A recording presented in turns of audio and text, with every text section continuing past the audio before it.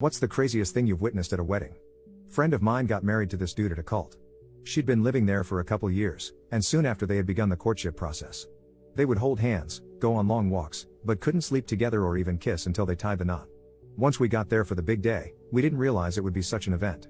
We saw her for maybe 2 minutes max the whole day, otherwise she was either busy or whisked away to a back room somewhere. Once the ritual starts, it was like 5 hours long.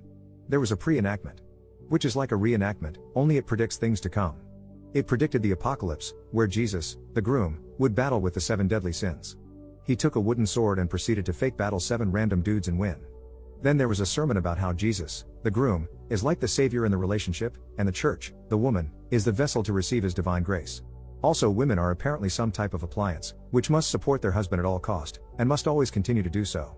Also, no rubbers. So then there's a bunch of hymns, singing, prayers, dancing, more hymns, more prayers, for a couple hours. We take a break for some food. There was a play, I think. More stuff about how you die and are reborn when you accept Jesus. To love him is to die and give him your life, then the actual wedding ceremony. It's fire and blood. Brimstone and death. Together, until the apocalypse. His vows went something like, I purchase you with my blood, the blood of the Lord, and you are mine forever. Her vows are more like, I promise to be barefoot and pregnant in the kitchen and working the fields for the rest of my life. When they started talking about how marriage should only be between a man and woman and that the bond is sacred, I started fumbling for my keys. They kiss for the first time, ever. It looks so awkward.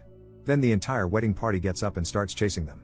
I mean, full sprint. We chase them out of their wedding tent, onto a dirt road. We chase them for a while, until they stop at a cabin. They bid farewell, and thank the guests. Afterwards, they proceed into the cabin to consummate their union. We mill about for a minute or two before we realize we should probably not be around to hear this.